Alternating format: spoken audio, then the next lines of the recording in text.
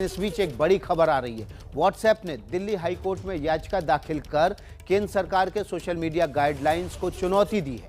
WhatsApp की दलील है कि केंद्र सरकार की नई गाइडलाइंस प्राइवेसी के खिलाफ हैं।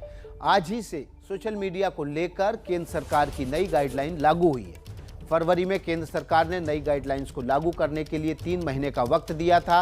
आज ही ये मियाद खत्म हो रही है, लेकिन आज मियाद खत्म हो उससे पहले ही व्हाट्सएप हाई कोर्ट में जाकर याचिका दाखिल की है व्हाट्सएप ने, और केंद्र सरकार की इस नई पॉलिसी की गाइडलाइन के खिलाफ, नई पॉलिसी के खिलाफ कहा है कि केंद्र की नई गाइडलाइन प्राइवेसी पॉलिसी के, व्हाट्सएप की प्राइवेसी पॉलिसी के खिलाफ है। हमारे साथ अंकित गुप्ता सीधे हाई कोर्ट से जुड़ गए ग्राउंड जीरो से। अंकित, क्या क्या याचिका में कहा गया है व्हाट्सएप की तरफ से?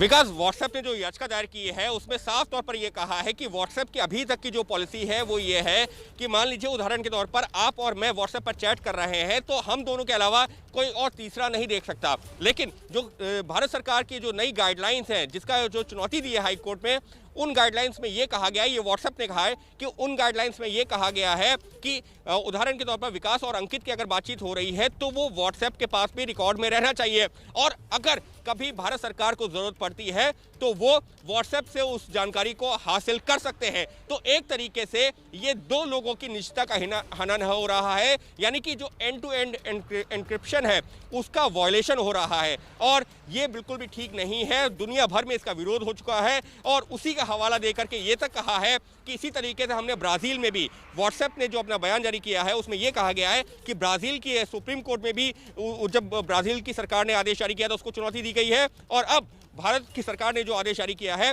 वो भी कानूनन ठीक नहीं है, क्योंकि लोगों की निजता का हनन है, लिहाजा इस पर पुनर्विचार होना चाहिए, और उसी आधार पर चुनौती दी गई है।